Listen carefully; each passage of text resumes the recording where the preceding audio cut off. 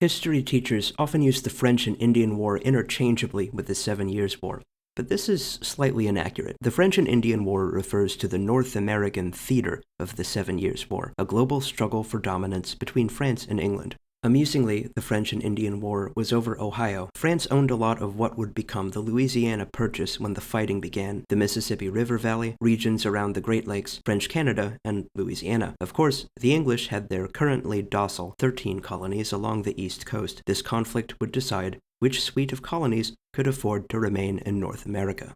In Ohio, the English population was larger than the French population, but the French also maintained closer alliances and trade arrangements with Native Americans, such that the English didn't enjoy nearly as many allies among natives. French and English communities in the region became cozier and cozier until 1749, when France began to evict English traders and kill any who remained. Despite negligible development in Ohio, France was simply antsy enough to take the fight to the English. Discord was going to develop sooner or later. Retaliation was imminent, as the colony of Virginia declared that a 1609 charter had entitled the English to the disputed property before France had made such claims. None other than 20-year-old George Washington would lead initial retaliatory attacks. As Haytham Kenway laments in Assassin's Creed III, George Washington significantly underperformed during this time, but these experiences would allow for Washington's victories during the American Revolution.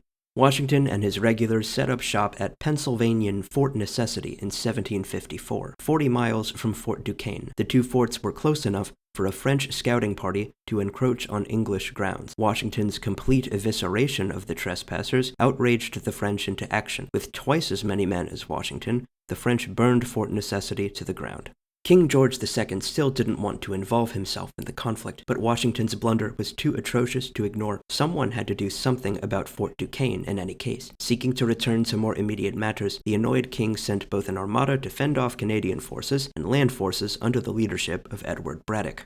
Edward Braddock didn't fare much better than George Washington in that the French killed him practically upon his arrival. Until 1757, the blundering English seemed to be no match for French forts and alliances with Native Americans. So what changed in 1757? Leadership. King George II appointed William Pitt to the North American front. Above all, William Pitt understood the strategic value of North America to England's global success, his patriotism fueling an effective reorganization and revitalization of colonial efforts.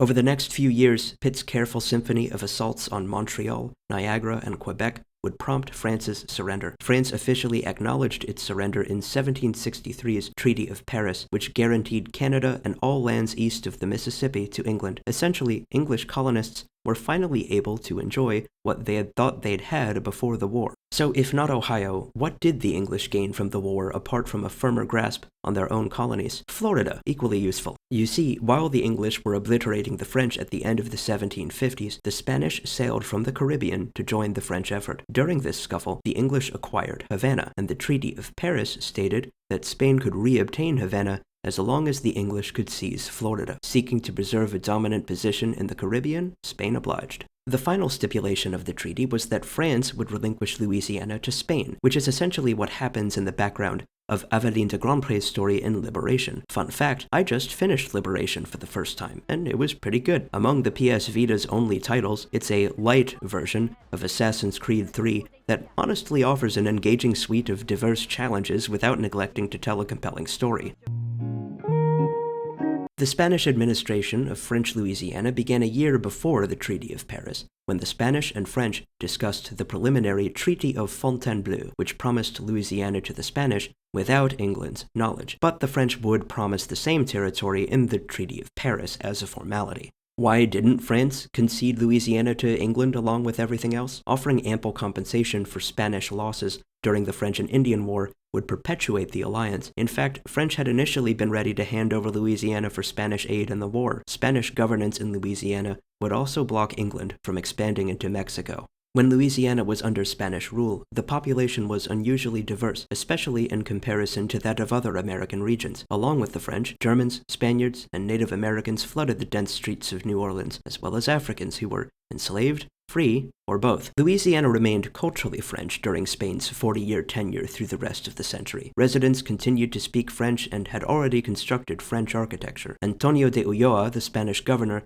wouldn't even arrive in Louisiana until 1766, 3 years after the Treaty of Paris. Ulloa didn't do much upon his arrival apart from implementing trade restrictions and suffocating a colony that was already suffering economically. He neither brought troops nor replaced French flags with Spanish flags. In liberation, Ulloa's incompetence places him among the targets, though Aveline spares him. Louisiana enjoyed slightly more freedom than other Spanish colonies, only insofar as the Spanish had never coveted the land in the first place. Both the importation of French wine and trade with England were illegal. Recall that Ulloa had no military with whom to assert his authority, so a local government, by the name of the Superior Council, would expel Ulloa for his insufferable behavior.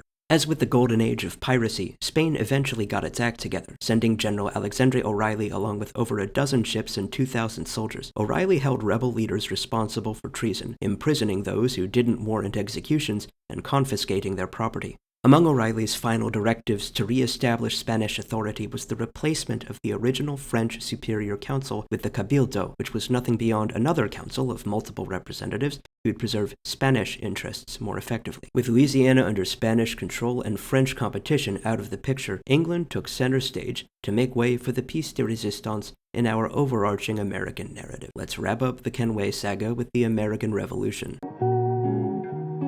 I'm not even going to try to recall this all from memory, so let's pretend we don't remember anything. The American Revolution was nearly a direct reaction to the French and Indian War. Though the British had defeated the French, the war remained costly for Great Britain, and running one of the biggest empires of the time was expensive by itself. To squeeze a greater profit from the 13 colonies, King George III imposed taxes on many imports. Initially, the Stamp Act manifested as a tax on paper, like legal documents and newspapers, but other taxed goods included paint and, of course, tea. American colonists boycotted any goods whose taxes they couldn't repeal, and no purchasing colonists meant no profit for Britain. In fact, the Stamp Act was among the ordinances over which American campaigns would triumph. Tensions between Britain and colonists rose in 1765 when the Quartering Act entitled British soldiers to colonial lodging and food. This breach in autonomy aroused more direct altercations, resulting in the Boston Massacre of 1770, to which Britain would refer as the Incident on King Street.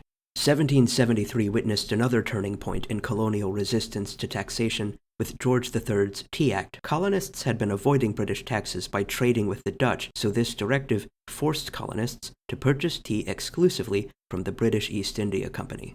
The infamous Boston Tea Party, a riot during which colonists disguised themselves as Native Americans to chuck dozens of tea crates into the ocean, was a direct and immediate response to the Tea Act, occurring in December of the same year. Britain retaliated against the Boston Tea Party with the equally infamous Intolerable Acts, a series of punishments for Massachusetts in particular. Not only would the Quartering Act remain in effect, but British troops could also occupy taverns along with any vacant buildings. As for trade restrictions, Britain would keep Boston's port closed until colonists paid their debts for the dumped tea. Though Britain lashed out with the Intolerable Acts to make an example of Massachusetts, they achieved little beyond fueling sympathy and unity among other American colonies, resulting in the first skirmishes of the Revolutionary War. The famous Battle of Lexington and Concord, as well as the Battle of Bunker Hill, actually occurred in 1775. A full year before the founding daddies signed the Declaration of Independence. While soldiers fired the first shots of the war at Lexington, Bunker Hill witnessed the discipline and ruthlessness of the American Continental Army.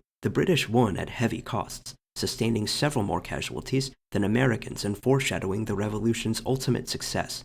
As autonomy became a real possibility for the colonies and the British experienced further setbacks, Loyalist sentiment had finally dissipated enough for the Continental Congress to adopt the Declaration of Independence on the 4th of July, 1776. Just kidding, it was July 4th, 1776. Next, George Washington took more direct control over the continental struggle toward freedom, famously crossing the Delaware to stage a sneak attack against British forces and otherwise campaigning across the East Coast. Along with 1781's Battle of Yorktown on land, the naval battle of the Chesapeake resulted in a decisive victory for the colonists, partially due to their substantial French allies in both theaters. Britain formally surrendered via 1783's Peace of Paris, allowing Loyalists to return home and leaving the United States of America to its own devices, though these United States would actually remain plural until Abraham Lincoln first acknowledged them as singular in his Gettysburg Address. Maybe you're still wondering how a band of hot-headed insurrectionists defeated an organized empire. First of all, between being an ocean away and eviscerating imperial forces through guerrilla tactics, the colonies weren't worth the trouble. If these crazy libertarian farmers wanted America so badly,